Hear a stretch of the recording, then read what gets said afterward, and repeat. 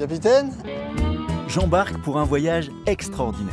Plus de 1000 km sur le Rhin, depuis le lac de Constance dans les Alpes jusqu'à la mer du Nord. Il y a des châteaux tous les 10 km, c'est magnifique. Ils sont des millions d'Allemands, de Suisses et de Hollandais à vivre sur le fleuve, mais aussi à vivre du fleuve. Oh! Des archéologues, des pompiers, des fromagers, des capitaines de porte-containers. T'es sûr que ça passe, hein? Non, là, ça va pas le faire. Mets la barre à bâbord. Bâbord. Je suis stressé, hein? Pour découvrir les facettes insoupçonnées d'un des fleuves les plus fréquentés au monde, je vais prendre tous les bateaux, des plus petits aux plus improbables, et même les plus gros. Mais pour l'instant, une seule chose est sûre. Au bout, c'est la mer.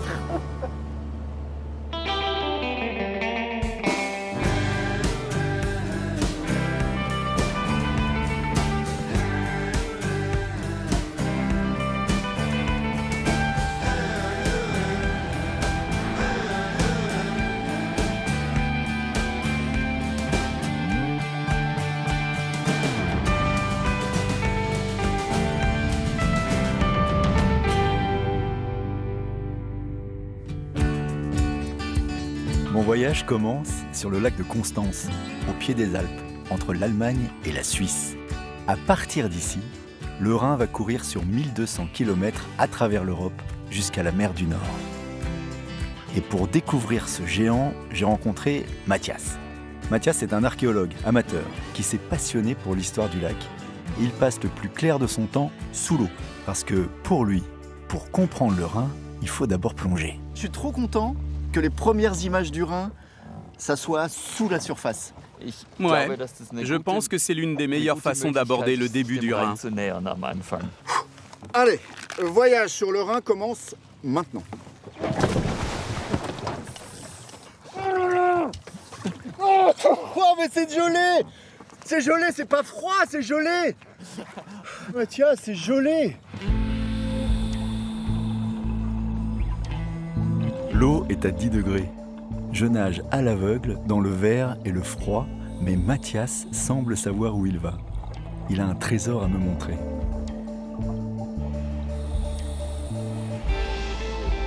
Après un quart d'heure de progression, dans un autre monde, des piquets surgissent, des bouts de bois tout simples, plantés là comme un vestige de l'ingéniosité humaine.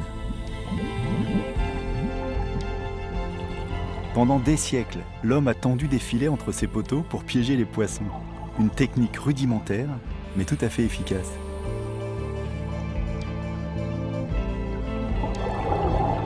Mathias m'entraîne ici comme dans une sacristie. Pour lui, le Rhin, c'est un monument qui raconte nos racines les plus profondes.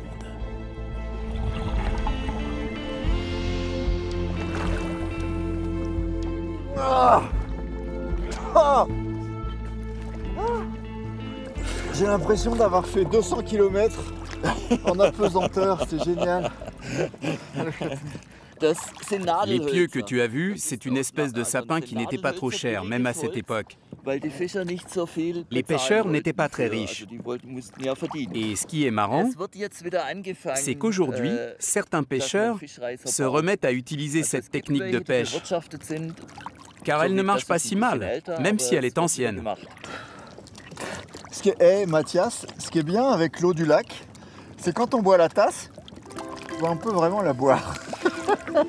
Oui, ici tu peux la boire sans problème. On est 4 millions à la boire, tu sais, dans la région. Ah, elle est délicieuse. Allez François, en route! Les sources du Rhin sont tout là-haut, dans les Alpes. Mais ici, c'est son berceau. 3 pays ont leurs frontières sur ce lac immense, l'un des plus grands d'Europe. Et au milieu de l'eau, j'avoue que je ne sais plus très bien où j'en suis. Mathias, je voudrais comprendre où est la Suisse, où est l'Autriche et où est l'Allemagne. Ici, c'est l'Allemagne. Là, c'est l'Allemagne. Là-bas, la Suisse. La Suisse, où il y a les montagnes là-bas. Et au fond à gauche, derrière les montagnes, l'Autriche. Mais toi qui vis au milieu de 3 pays, où est-ce que tu te sens le plus toi-même? Où est-ce que tu te sens en résonance? Moi, j'adore vivre au milieu de ces trois pays, parce qu'ils se complètent. Tu as les Suisses qui ont leur propre humour, et tu as les Allemands avec leur dialecte et leur façon de penser un peu différente. C'est un beau mélange. J'adore cette complémentarité tout autour du lac. Donc on est sur le point où on se sent le plus profondément européen. Oui.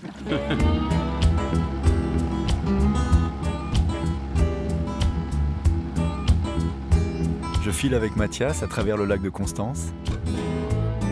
La vie a l'air douce ici. Sur une rive, un ancien village lacustre reconstitué laisse imaginer une vie au temps du Moyen-Âge. Ici, l'eau renvoie les mêmes reflets depuis toujours. C'est très beau en tout cas de voir ces montagnes là-bas derrière. Tu vis dans un beau coin quand même, hein? Oui, c'est vrai. C'est aussi pour ça que j'habite ici. Mathias m'amène jusqu'à Constance, là où le Rhin reprend son cours. J'aurais bien poursuivi mon voyage dans le temps, mais notre expédition est interrompue par un bruit assourdissant.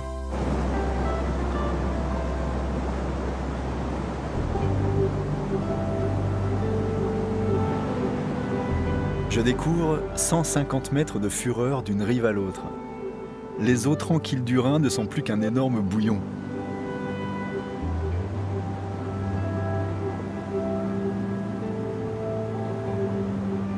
Ce n'est pas les chutes Victoria, d'accord, mais là, en Suisse, juste à côté de chez nous, je ne m'attendais pas à un tel spectacle. Effectivement, c'est pas très simple de passer en bateau ici. Du plus haut point jusqu'au point le plus bas, il y a 23 mètres. C'est pas énorme, 23 mètres, mais ça fait quand même les plus hautes chutes d'eau en Europe. Chute de Rhin.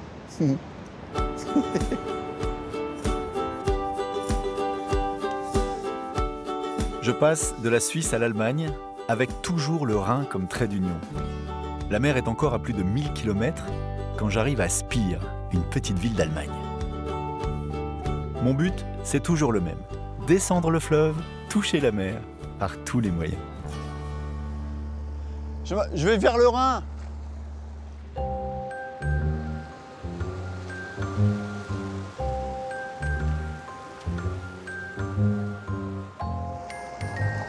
Ah, il s'arrête pas, il s'arrête pas, il s'arrête pas. Je sais pas si on fait du stop ici, dans ce pays-là.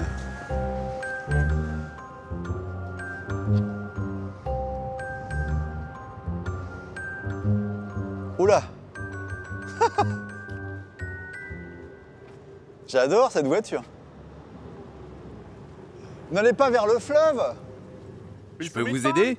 Je cherche à aller vers le fleuve. Vous êtes français? Oui, je suis français. Oui, d'accord. François. Hans? Je vais vers le fleuve. Ah bon? C'est le Rhin? Le Rhin. Oui. Allez avec moi? C'est trop fort, vous allez à un mariage? Vous allez où là? Elle est magnifique cette voiture. Oui, c'est une ancienne voiture. D'où vous parlez français comme ça, vous? Ah, j'ai appris le français à l'école. Oh, c'est beau ça. Oui. Vous allez où? Je viens à Reffenthal. Je vous suis. Moi, je vais vers le fleuve. Ah bon? C'est Go. le même chemin? Cool. C'est la même direction? Vous tombez pile, j'adore. Oh.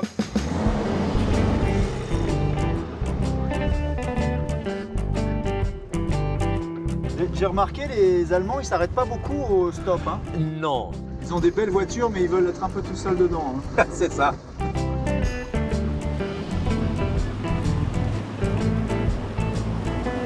J'ai l'impression d'être un peu James Bond.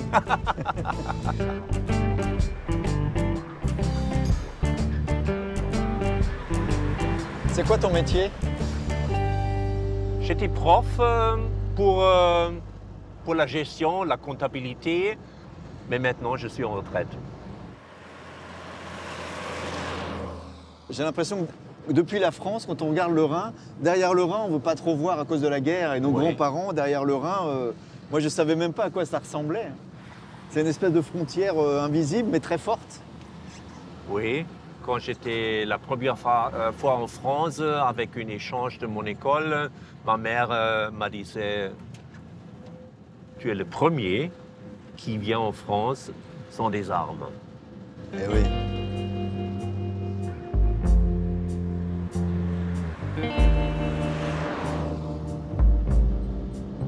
C'est loin le fleuve là? Non, c'est pas très loin. Pas très loin, ouais. En réalité, tu es 50 mètres du Rhin. Ah bah c'est ça. Oui.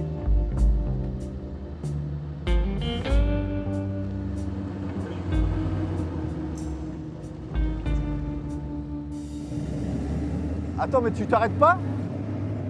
Hop, hop, hop, hop. Tu as peur?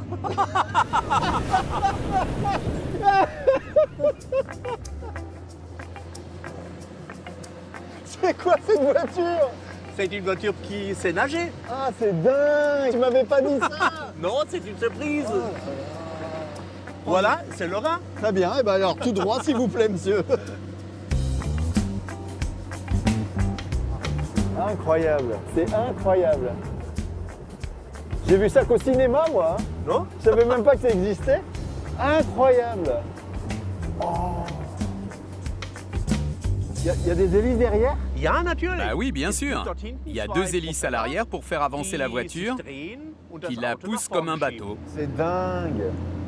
C'est vraiment comme un bateau. C'est incroyable. Alors qu'est-ce qui fait la direction dans l'eau? Normalement, dans un bateau, tu as un gouvernail. Mais là, ce sont simplement les roues qui font tourner. Comme quand tu conduis, en fait. Si je tourne le volant à gauche, les roues font dévier la voiture à gauche. Si je tourne vers la droite, eh ben, on va doucement vers la droite. Oh là là, c'est dingue. Est-ce que je peux... Mais oui, bien sûr. Ah, c'est drôle, ça.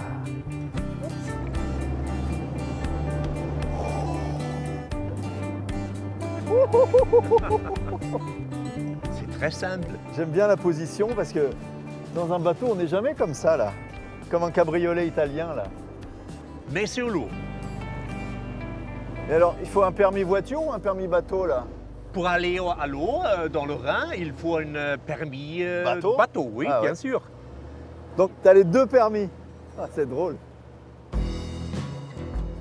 Je vais tenter un demi-tour sur les chapeaux de roue.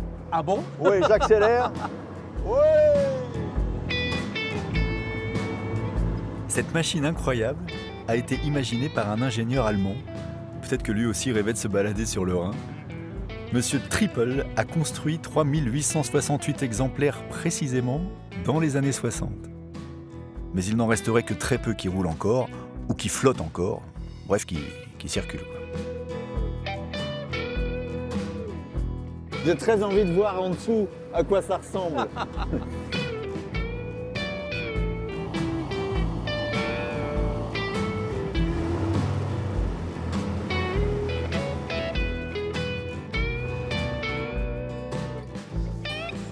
Comment c'est fait en dessous? Tiens, regarde, juste en dessous. Tu vois les 2 hélices dont je te parlais? Elles sont entraînées par le moteur. Le moteur qui est ici, à l'arrière, sous le capot. C'est un bête moteur de voiture, fait par les Anglais. Vas-y, démarre, je veux voir comment elle tourne l'hélice, juste comme ça. Ok, je te relance le moteur pour que tu vois. C'est le moteur de la voiture qui fait tourner les hélices. Du coup, c'est un vrai mariage d'une voiture et d'un bateau. Ouais, mais c'est le mélange d'une mauvaise voiture et d'un mauvais bateau. Pour ce qui est de la voiture, elle est beaucoup trop haute sur pattes. Elle tient pas la route. Et en tant que bateau, normalement c'est pointu, mais là, l'avant n'est pas du tout fait pour avancer dans l'eau. Ça freine constamment, c'est une catastrophe dans l'eau. C'est comme une épave. Un mauvais bateau sur une mauvaise voiture. Peut-être pour ça qu'ils en ont pas vendu beaucoup.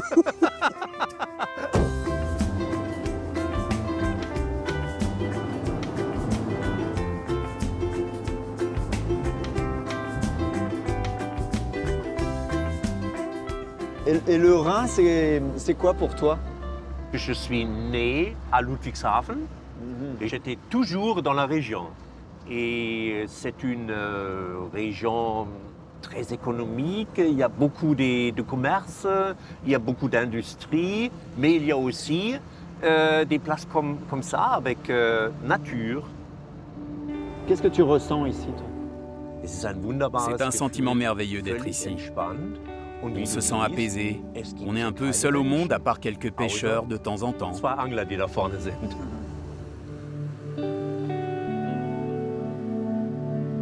Pas un bateau à l'horizon, comme seul au monde, oui, en pleine nature. Dans une voiture amphibie jaune canari. Bien loin de l'idée froide et industrielle que je me faisais du Rhin. On n'ira peut-être pas jusqu'à la mer, à bord de ce drôle d'engin, mais Hans me dit qu'à 150 km droit devant, il y a un truc à ne pas rater.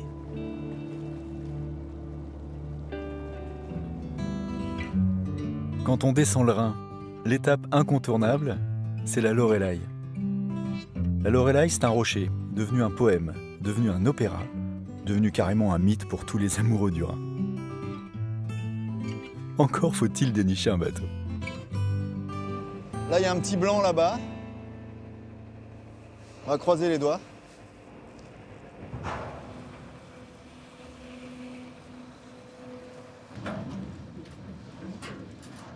Allô? Capitaine? Salut. Je cherche un bateau. Tu cherches un bateau? Pour aller vers la mer. Ok. Moi, je peux pas t'emmener. Je fais juste l'aller-retour au château. Ça prend qu'1 minute. Mais tu devrais aller sur le bac là-bas et demander à Kevin. Je sais qu'il a un petit bateau et parfois il rend service aux gens. Peut-être qu'il pourra t'aider? Merci beaucoup. Je vais lui demander. Kevin? Kevin? Ah, il est là. Allô, Kevin? Allô? Kevin, c'est vous? Le monsieur, là, le capitaine, il m'a dit, va voir Kevin, il a quelqu'un qui a un petit bateau. Oui. Et qui pourrait peut-être m'emmener vers la Loreley.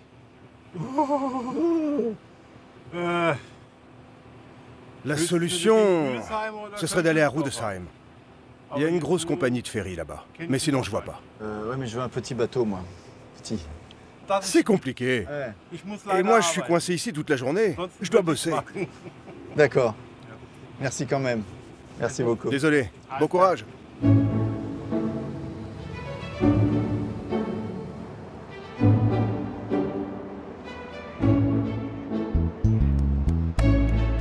Là, d'un coup, je prends conscience de la puissance de l'Allemagne économique. Il y a dans le même endroit des trains qui passent sur les 2 rives du Rhin. Il y a des porte-containers qui n'arrêtent pas de circuler. Tout ça surplombé par des châteaux qui nous racontent 1000 ans d'histoire. Et je ne trouve pas un petit bateau pour descendre. Ils font dans le gros ici. On va être obligé de prendre un gros bateau passager. J'aime pas ça.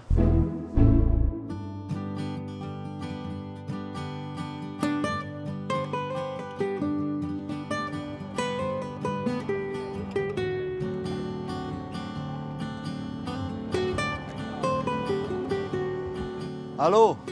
Bonjour. Je suis français. Je cherche un bateau pour descendre le fleuve. Ah bah nous on a bien un bateau, mais là on est en train de transférer du matériel sur un autre bateau qu'on vient d'avoir. Ça sert à quoi des bateaux de pompiers ici sur le Rhin?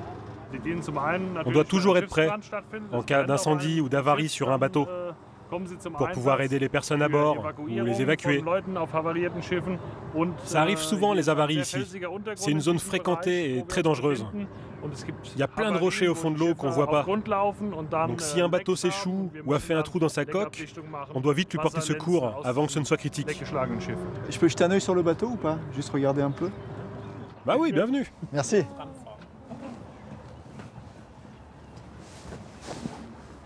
Et vous n'avez pas un petit Zodiac qu'on puisse aller faire le tour du rocher, là? Un petit bateau? Ah, écoute, là on finit de préparer le bateau et on va essayer de t'aider. T'as l'air sympa. Merci beaucoup, super.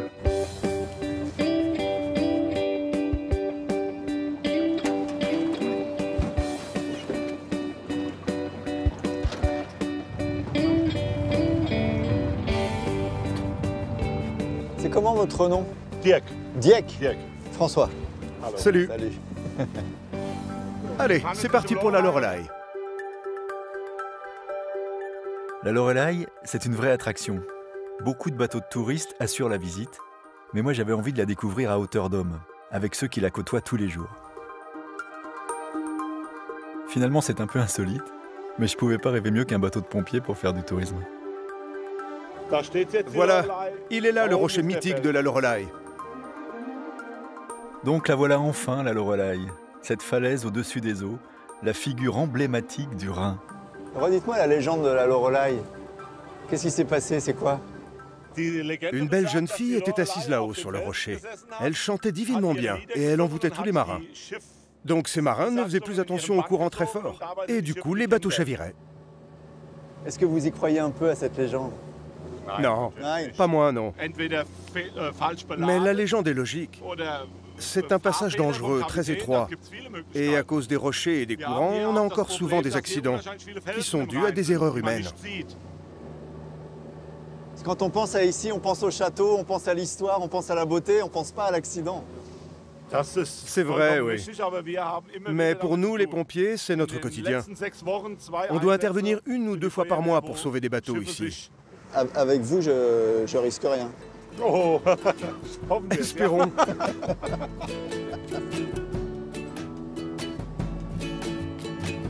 Est-ce que le fleuve, vous l'aimez? Est-ce que vous en avez peur?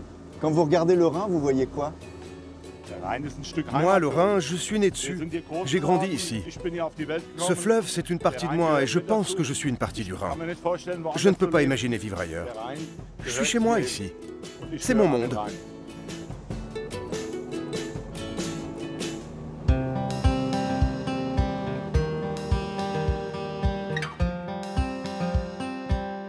Je laisse les pompiers reprendre le boulot et je me résigne à embarquer sur un ferry. Je suis vraiment dans la partie la plus touristique du fleuve.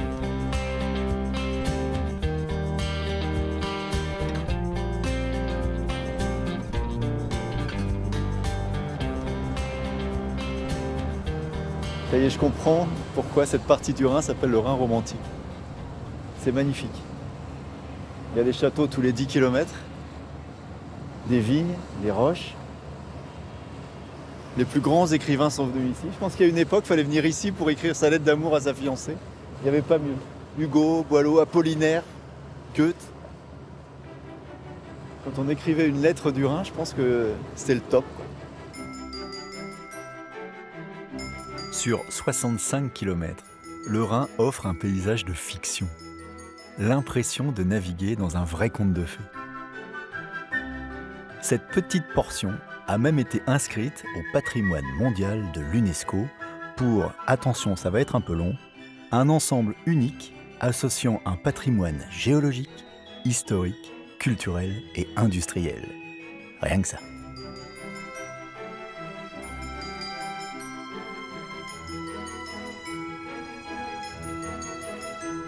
Je laisse derrière moi le romantisme du Rhin, mais après 130 km sur le fleuve, une autre merveille apparaît. Faite par l'homme cette fois, à nouveau patrimoine de l'humanité. Après l'amour, voici la foi, la cathédrale de Cologne. Je me fais tout petit face à ces 157 mètres de génie. Il en a fallu du talent, du temps, de l'argent et tellement d'efforts pour construire ce géant. Et dire que sans le Rhin, tout ça n'existerait sans doute pas. Il a fallu 300 000 tonnes de pierres qui sont passées du lit de la rivière, du lit du fleuve, jusque là.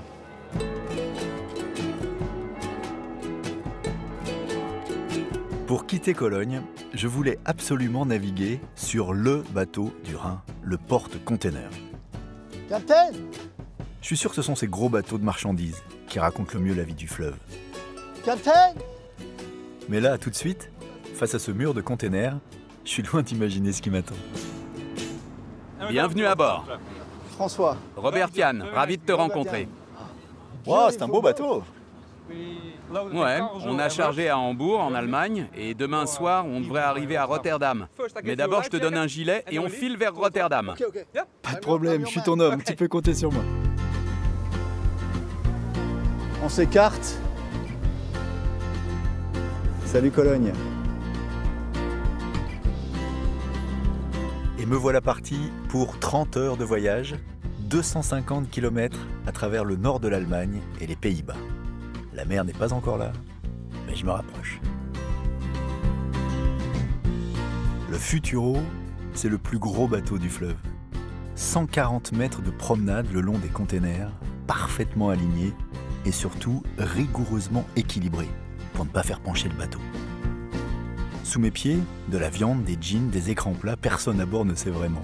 Mais a priori, rien de dangereux. Dans ce chargement, on a des containers frigorifiques qui sont à moins 30 degrés. On doit vérifier la température 2 fois par jour. Ok, je te suis. Ok, c'est parti. Rien de dangereux donc. Quoique, le danger n'est pas toujours là où on l'imagine. Si je tombe...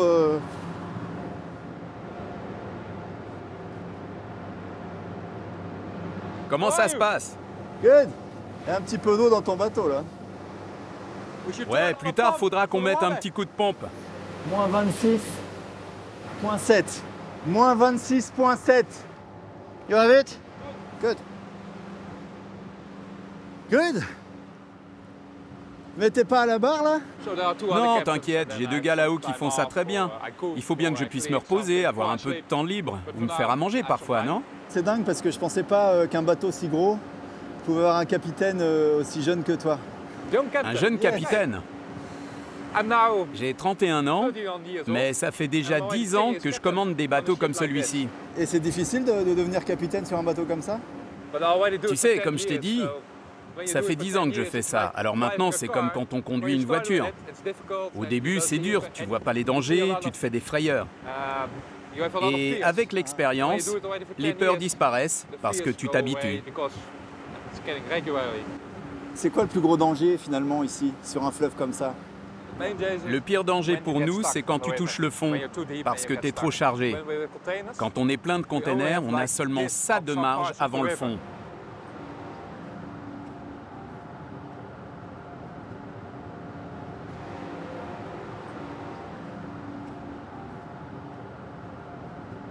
Enlève tes chaussures, s'il te plaît, je te montre la cabine. Cool. La cuisine. J'en ai vu des bateaux, mais des comme ça, là. Oh là là, le salon! Mais c'est dingue, on dirait un hôtel de luxe. Je vais te montrer où tu dormiras. Avec plaisir.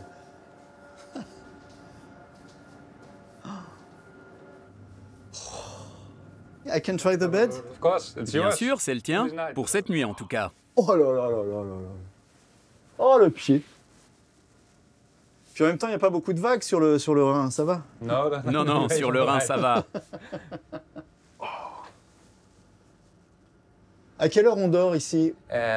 Moi là, j'ai dormi jusqu'à midi et je vais prendre la barre après dîner jusqu'à demain matin vers 5-6 heures. Nous ici, on ne fait pas les 3-8. On se relaie dès qu'on en a marre ou qu'on se sent fatigué. Il y a combien d'équipages à bord? On est 3 capitaines, dont un qui est encore en formation. Et puis on a 2 gars sur le pont. Je pensais dormir au milieu de la rouille et des odeurs de mazout, et à la place du hamac, me voilà logé dans une suite 4 étoiles. Et il suffit de monter au carré pour constater l'autre bonne nouvelle. Le Futuro accueille une belle bande de marins. On arrive où là? Düsseldorf. Ah oui, dis donc, c'est une grande ville, Düsseldorf. Et on s'arrête pas à Düsseldorf. Si, pour une petite glace. J'ai l'impression d'être au cinéma. Parfois, quand on a des invités à bord, ils disent « Oh, regarde la belle maison là-bas !» Et moi, alors que ça fait 10 ans que je fais le même trajet, je me dis « Ah ben mince, j'avais jamais vu cette baraque !» Et j'aime bien ça parce que ça me fait redécouvrir des choses que je vois plus.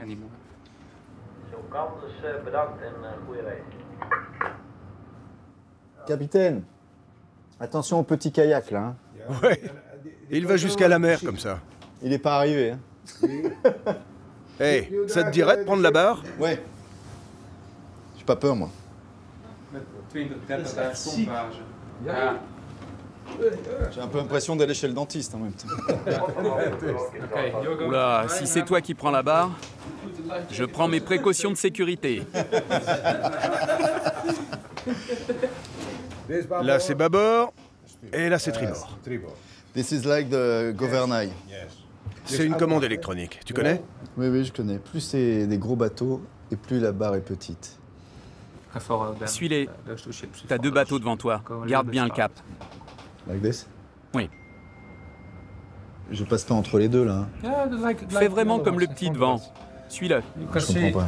Tu peux le voir là, regarde sur le radar. Yes. Ça, c'est le bateau qui est devant nous, celui-là. Et nous, on arrive et on va passer comme ça. J'ai pas compris si je passe à sa gauche ou à sa droite. Celui-là, laisse-le à ta droite, exactement comme l'autre. Je suis stressé, hein.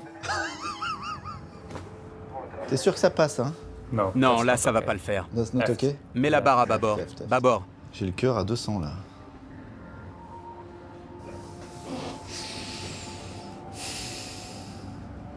Un peu plus à gauche, non? Hein? Non, garde comme ça, c'est bien. Ça tourne tout seul. Reste comme ça.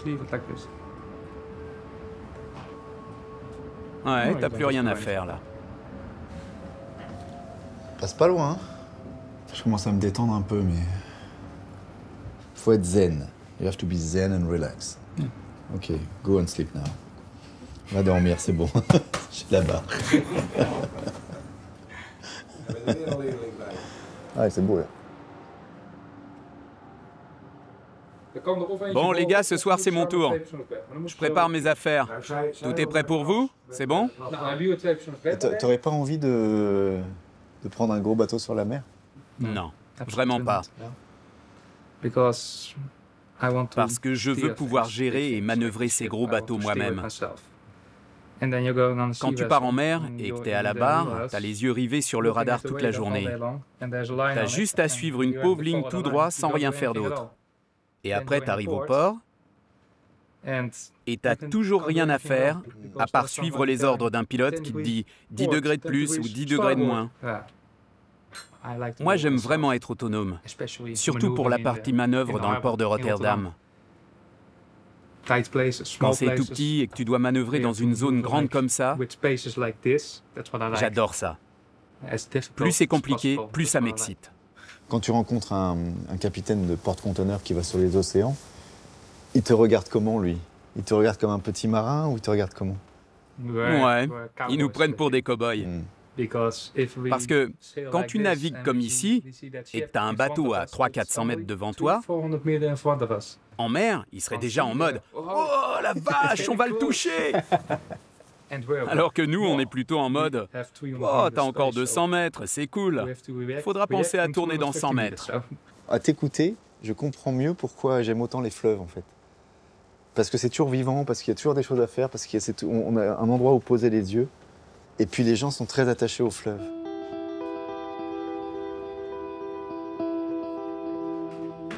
Allez, c'est parti pour 8 heures.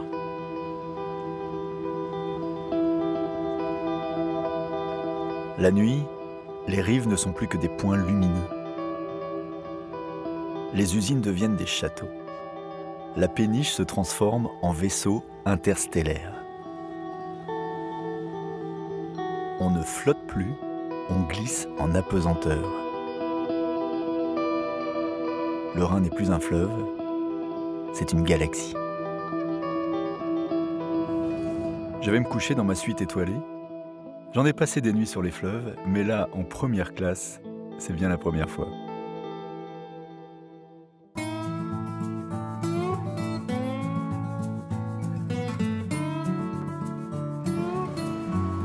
Ce matin, quand je me suis réveillé, j'ai vu c'est tout plat, on doit être aux Pays-Bas.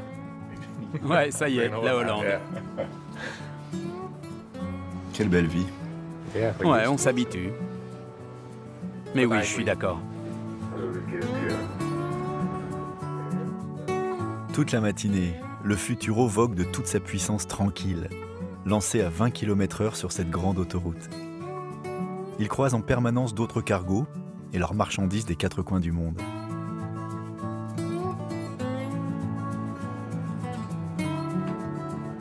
Et moi, perché là-haut, je profite surtout d'un point de vue idéal pour admirer les rives hollandaises du Rhin. Du verre, des animaux, de l'air et de l'eau, mon voyage au cœur de l'économie mondialisée vire à la promenade bucolique.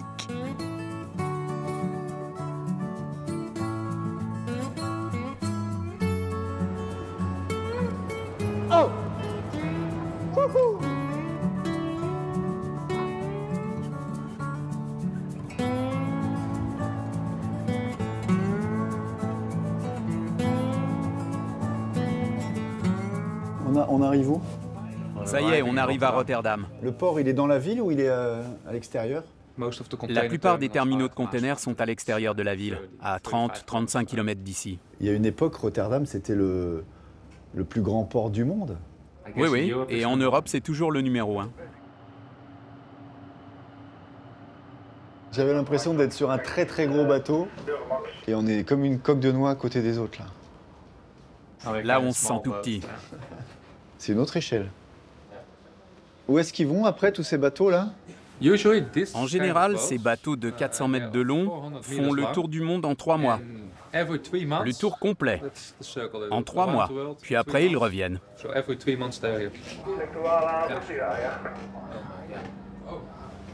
Ah, ça manœuvre. Le Futuro ne fait pas de tour du monde, mais après 500 km et 8 jours de navigation depuis Karlsruhe, il achève sa descente du Rhin. Pile à l'heure, me dit Robert Jan. Dans ce business, pas de temps à perdre, ni d'argent. Ça se gare comme un camion. Hein. Je fais ça avec une facilité. Et accoster, ça relève de la très haute précision. Une question de millimètres.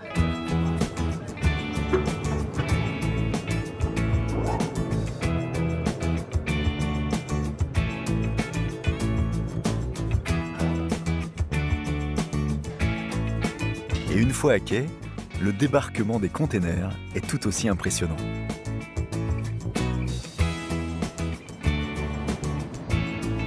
C'est tellement organisé, c'est tellement précis et c'est tellement gigantesque.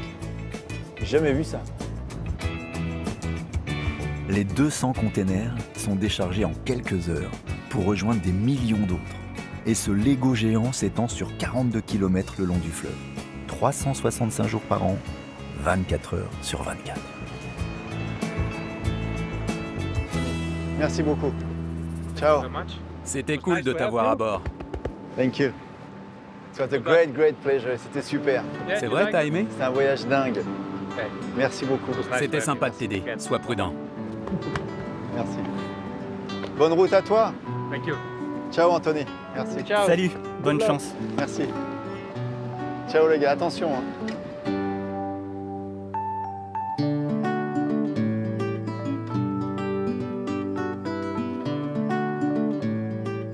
Le lendemain, il suffit de quelques centaines de mètres pour changer de planète.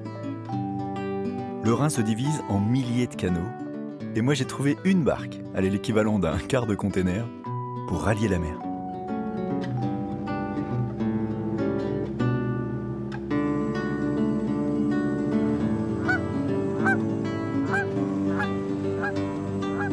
C'est là qu'on voit que c'est très plat. It's very flat. Oui, c'est plat. Il y a quoi? Il y a 30 cm. Il y a 30 cm au-dessus de l'eau. Ça sent bon l'herbe coupée. Oui, c'est vrai. Et tu sais que les vaches ici, ce sont elles qui fabriquent le lait de Gouda. Tu connais le fromage de Gouda? Le Gouda. Eh ben, c'est fait ici, avec cette belle herbe verte. Tu viens ici tous les jours? Plusieurs fois par semaine. Parfois c'est super, mais parfois il fait tellement froid que je n'ai qu'une envie, rentrer au chaud à la maison. L'heure que tu préfères pour venir ici, c'est quand? Moi j'adore maintenant, je trouve ça très beau. Mais il y a aussi le matin tôt. Il fait encore nuit et au moment où le soleil se lève, tu as le ciel qui se confond avec l'eau. C'est simplement magnifique. Pour moi, c'est ça la vraie vie. Tu vois, moi ça m'intéresse pas d'être riche, d'avoir une grosse maison ou une grosse voiture. Je veux juste être heureux. Et quand je suis là, ben je suis heureux. Je dois te laisser ici, François. Tu pourras trouver un autre bateau plus loin. Et la mer, c'est par là, Tino? La mer? La mer? Au revoir. Ciao. Ciao. Salut Tino.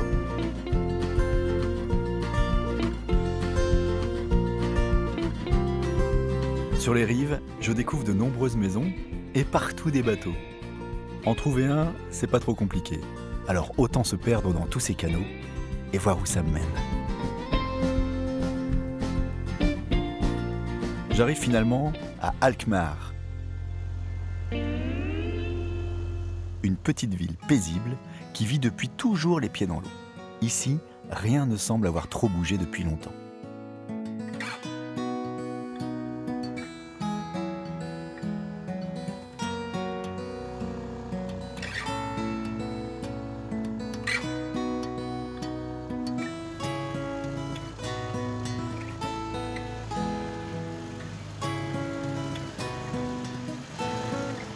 Passe.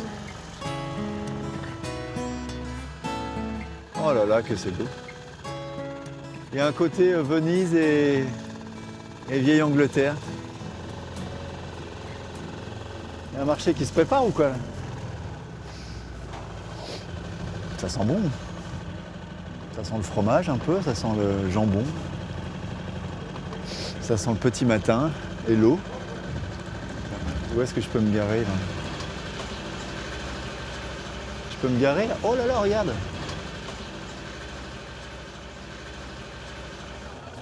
Trois bateaux de fromage, c'est quoi? Des types en costume, chargés de meules de fromage. Bonjour messieurs! La mer attendra bien encore un peu. Je peux aller cogner ces fromages.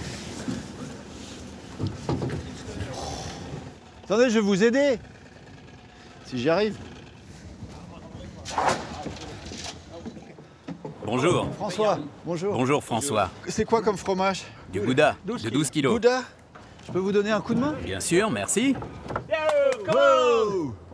Yay! Oh! Okay. Oh! Ça, c'est bon, ça. Oh! Okay. Je peux venir avec vous? Oui, vas-y, monte sur le bateau. Doucement. Allez, on y va. C'est génial. Quel pied, j'adore.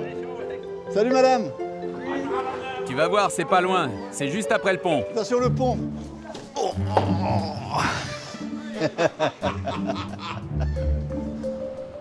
Et voilà, on y est. Tu vois, c'était vraiment à côté. Ça s'arrête là? Ouais, c'est parfait.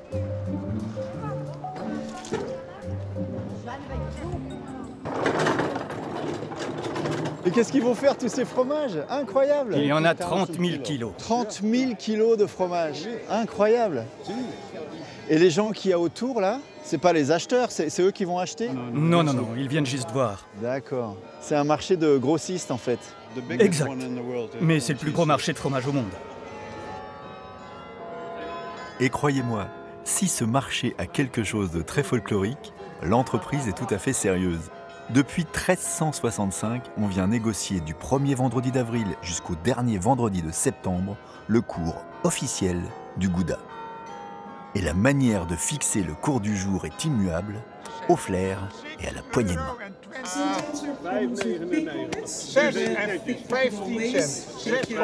Il y a le vendeur et l'acheteur, il y a celui qui détermine le prix et celui qui l'achète, donc ils se bagarrent pour faire baisser ou monter. 6, 7,5. 7. Yeah? Okay. Right. Donc on est à 6 € et 7 centimes le kilo. Oui, c'est ça. C'est ça. Pour l'instant, Within 1 hour, peut-être que dans une heure, be less. ce sera un peu moins. Ça dépend de mon humeur. Comment je me sens aujourd'hui. J'adore. Mais tout ça, c'est comme la politique. Toujours la même histoire. Et vous, vous êtes 100% incorruptible. Absolument. Absolutely. On n'est pas en France ici. Ok. Bah c'est pas mauvais le Gouda, je m'attendais à un truc un peu fade. C'est de la top qualité. Fait par les meilleures vaches. Une fois le prix fixé, les porteurs s'activent pour peser chaque pièce. Il y a 8, attends, 1, 2, 4, 6, 8 et 8, 16 fromages. 16 fromages, c'est tous les mêmes. Je pensais pas que ça jouait autant le poids quand même. Ça se joue sur 1 kg ou 2 kg de différence. Exactement, c'est ça, oui. Mais quand tu en achètes un grand nombre, cette petite différence, ça finit par chiffrer à la fin. Incroyable. Et là, t'as vu la balance? Ça fait 500 ans qu'elle est là. Et elle est toujours aussi précise. Parce qu'elles étaient bien faites. Good quality. Eh oui. Et t'as vu, quand tu as les 2 tiges blanches alignées, c'est que c'est la bonne mesure. On n'a pas fait mieux depuis des années. Magnifique. Je suis bien d'accord. Rien n'a changé depuis des siècles. Les mêmes tenues, les mêmes fromages, la même balance et les mêmes trognes.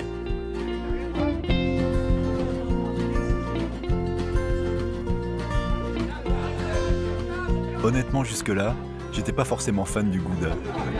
Mais là, ce fromage aura pour toujours une toute autre saveur pour moi.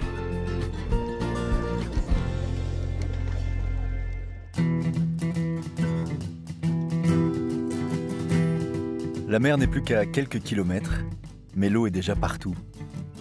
Des moulins, des canaux, du Gouda.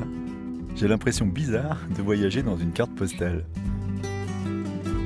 Mais le plus frappant, ce sont toutes ces digues qui organisent et qui protègent le paysage. La Hollande, c'est le champion du monde des digues. Un quart du pays vit sous le niveau de la mer. Les Néerlandais ont subi les catastrophes et les inondations. Ils ont appris à craindre l'eau et donc à la maîtriser. Ils ont appris à rester humbles, solidaires et ingénieux.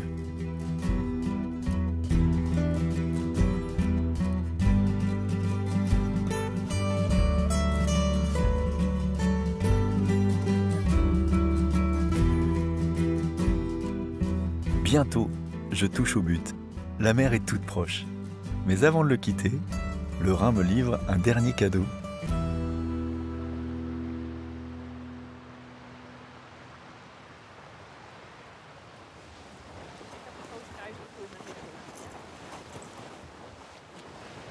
Bij deze is altijd gedoe dat je dan dus die kleine tandjes. Bonjour. Dan denk ik volgens mij. Alors? Bonjour. Bonjour, vous faites quoi? On travaille pour la clinique vétérinaire pas loin. Et on avait un phoque qui était soigné chez nous et là il est guéri. Alors on va le relâcher à la mer dans la nature. Je peux vous aider? C'est bon. Ouf. Mon Dieu, c'est lourd. On peut le poser. Ah oui, dis donc. Il est trop mignon. Viens mon pépère. Quel âge il a? Environ 1 an. 1 an? Oui, c'est un bébé. C'est un bébé? Oui. Et pourquoi vous le relâchez? On l'a trouvé sur une plage, malade. On l'a soignée et nourrie. Elle est à nouveau en pleine forme, prête à être remise en liberté. Vous dites elle parce que c'est une fille? C'est une fille, oui. Tu veux peut-être lui donner un nom? Lorelai. Lorelai, c'est joli Lorelai pour une fille. Oui, c'est une fille, c'est parfait pour elle. Tu peux l'écrire. Beautiful. Beautiful. Et vous venez souvent ici faire ça? On a d'autres endroits pour les relâcher, mais là, on est près d'une grande colonie de phoques. C'est pour ça qu'on vient ici. Il y en a beaucoup des phoques par ici? Dans cette zone, on en compte jusqu'à 5000. Et pour les Pays-Bas, on doit approcher les 12 000 phoques en tout. Et quand on ouvre, il file direct à l'eau ou il prend son temps? Comment ça se passe d'habitude? Ça dépend des animaux. Il n'y a pas de règle. Mais celle-ci, je pense qu'elle va filer tout droit dans l'eau très vite. Elle doit être impatiente de retrouver sa liberté. Oui. Et après, on sait ce qu'elle va faire? Est-ce qu'elle va rester par là ou est-ce qu'elle va partir dans les océans? On ne sait pas toujours. On ne les trace pas tous. Mais on sait que certains phoques ont déjà été vus en France, par exemple. Et d'autres n'ont jamais quitté la zone. Donc c'est variable. Elle est trop mignonne. Je suis trop content parce que moi je finis mon voyage. Lorelai commence le sien. Tu vas faire un beau voyage. C'est par là. C'est tout droit. Tu ne peux pas te tromper. Jamais ils repartent dans l'autre sens. Non, ils vont toujours vers la mer. Ouais. Allez ma poulette. Allez ma poule. Ouh, regarde. Regarde comme on est bien là. Regarde comme on est bien. C'est dingue. Vas-y ma poule. C'est tout droit. Fonce. Fonce, fonce, fonce, fonce, fonce, fonce.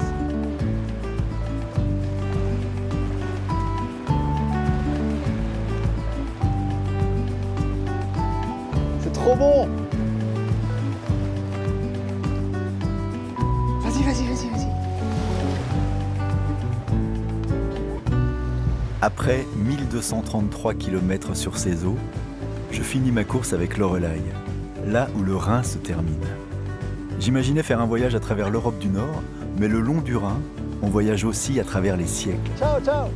Et même quand on est un lien entre les peuples, même quand on a nourri les plus beaux poèmes et les plus grands commerces, même quand on incarne le passé et plus certainement encore le futur de tout un continent, au bout, c'est la mer.